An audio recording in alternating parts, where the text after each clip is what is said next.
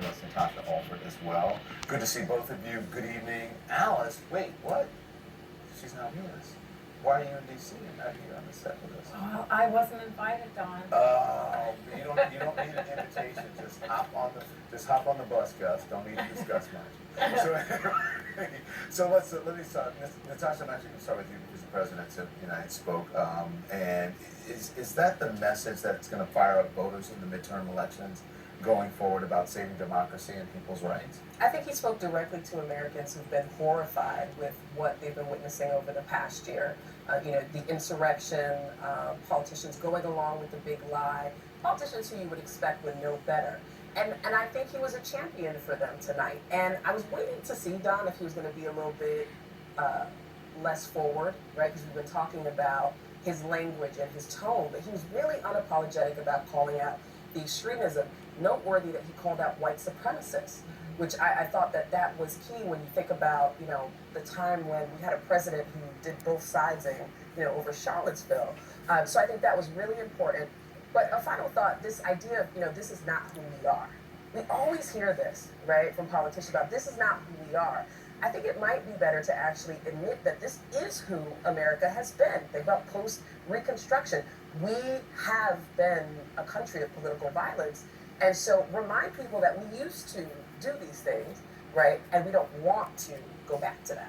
Well, it's just interesting because, unless people forget or they haven't been watching, we've been over this before with Charlottesville, with, as you said, the former president, both sidesing everything. This is like well-trodden territory that we have been going over, at least I know since I've been dealing with Donald Trump over the past 5, 6, 7 years. He kind of says the same thing over and over. We go through Charlottesville. We go through, stuff that he does with NBA players and the kneeling and all of that. And we always arrive at the same point where he's making excuses for white supremacy and bigotry and racism. And so here we go again. Yeah, I just want to play this. This is Alice. This is for you from the current president of the United States. Watch this. Donald Trump and the MAGA Republicans represent an extremism that threatens the very foundations of our republic. Now, I want to be very clear up front. Not every Republican, not even the majority of Republicans are MAGA Republicans. Not every Republican embraces their extreme ideology. I know, because I've been able to work with these mainstream Republicans. But there's no question that the Republican Party today is dominated, driven, and intimidated by Donald Trump and the MAGA Republicans. And that is a threat to this country. So, Alice, we have been, since he made that speech, we've been going, back and forth about exactly what was happening, who was he calling, I think it was the semi-fascism. He made a clear distinction tonight.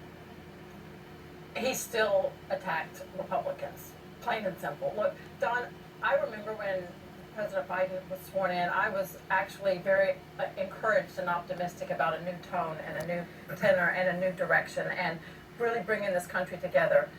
And tonight's speech about the soul of our nation, I can just tell you, after seeing what I saw and hearing what I heard, that was a dark, depressing, and very divisive speech.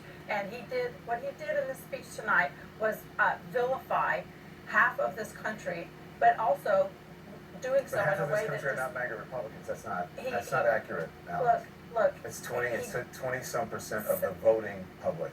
74 million Americans voted for the person that ran against They're not Joe all MAGA Biden. Republicans. Look, the bottom line is we're Republicans, and he's talking about Republicans. He made a distinction about Republicans. Exactly. You said, listen, I hate doing this because it makes me seem like it's political, but if you're going to come on and distort the truth, he did not say all Republicans. He's not talking about all of the 75 million people or 77 million people who voted for Donald Trump. It is as plain as day.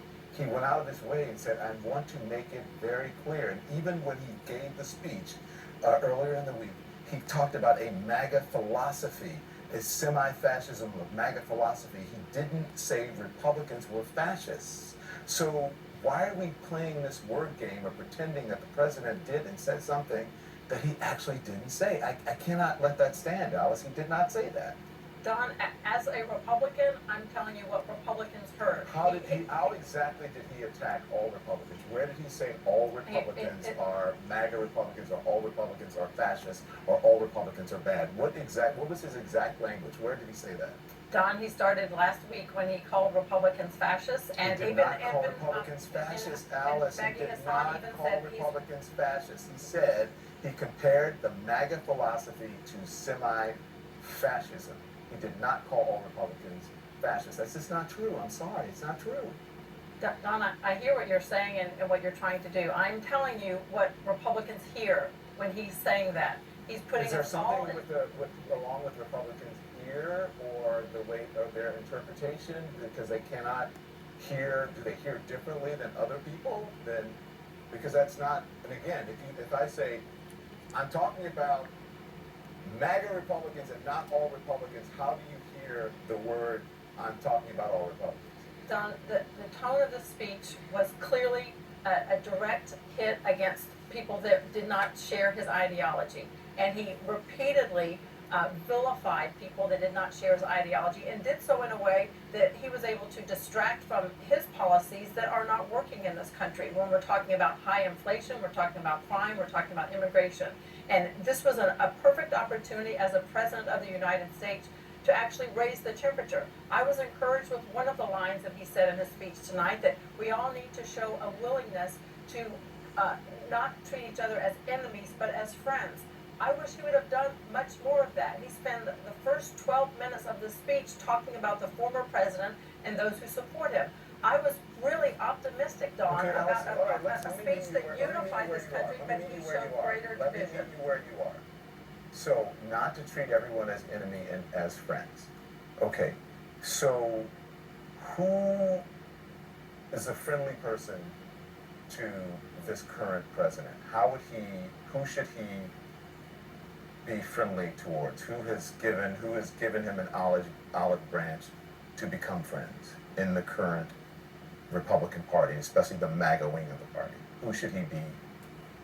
Well, look, he should be reaching out to everyone. It shouldn't Well, he matter. said that. Didn't he say, I'm the president for all Americans? He said defend democracy regardless of ideology. Those were actually literal words in the speech. Regardless of ideology, defend democracy. That was the priority and purpose of the speech tonight, to say that democracy is bigger than party.